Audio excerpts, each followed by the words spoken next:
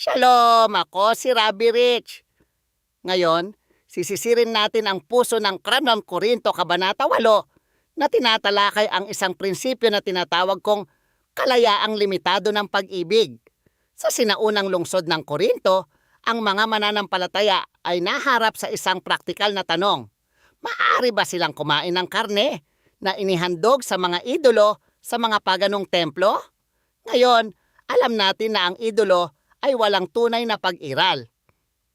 Mayroon lamang iisang Diyos, si Adonai na ating Ama, at iisang Panginoon, si Yeshua na Mesiyas, na sa pamamagitan niya ay nilikha ang lahat ng bagay. Kung mayroon kang kaalaman, nauunawaan mo na ang pagkain mismo ay hindi nagbabago sa iyong katayuan sa harap ng Diyos. Ang pagkain ay hindi nagpapabanal sa iyo, at ang pag-iwas ay hindi nagpapatuwid sa iyo.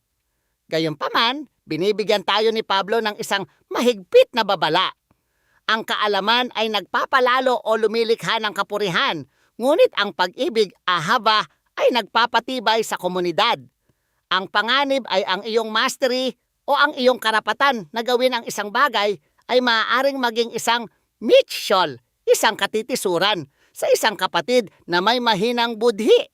Isipin ang isang bagong mananampalataya, isang tao na kalalabas lang mula sa background ng idolatriya.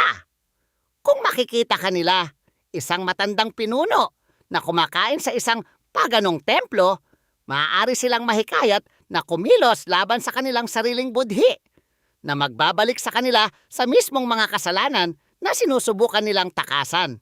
Sa ating modernong konteksto, isipin ang mga bagay tulad ng alak.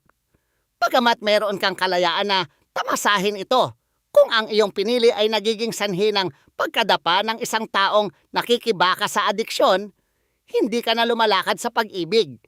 Upang simulan ang isang mas malalim na pang-araw-araw na paglakad, kasama ang Mesiyas, hinihikayat ko kayong bisitahin ang Walk with Yeshua app na nakalink sa paglalarawan sa ibaba. Kapag sinasaktan natin ang budhi ng isang kapwa mananampalataya, sinasabi ni Pablo na hindi lang natin sila nasasaktan. Tayo ay nagkakasala laban sa mismong Mesiyas. Si Yeshua ay namatay para sa kapatid na iyon. Ang kanilang espiritual na kalusugan ay mas mahalaga kaysa sa ating personal na kagustuhan o karapatan. Ang tunay na kapanahunan sa pananampalataya ay hindi tungkol sa kung gaano karami ang maaari mong lusutan dahil sa biyaya. Ito ay tungkol sa kung gaano kakahanda na sumuko para sa kapakanan ng kaluluwa ng iba. Ito ang kahulugan ng ahaba, mapagsakripisyong pag-ibig. Kung ang aking kalayaan ay nagiging sanhi ng pagkahulog ng aking kapatid sa isang silo, mas pipiliin ko pang hindi na muling kumain ng karne kaysa maging sanhi ng kanilang pagkakasala. Dapat pa nga tayong humakbang ng higit pa. Turuan ang mahinang kapatid tungkol sa kalayaang mayroon tayo kay Yeshua. Tinutulungan silang kalasin ang mga tanikala ng mahigpit na relihiyosong legalismo upang sila rin ay makapagtamasa sa huli ng kanilang pamana sa Mesiyas.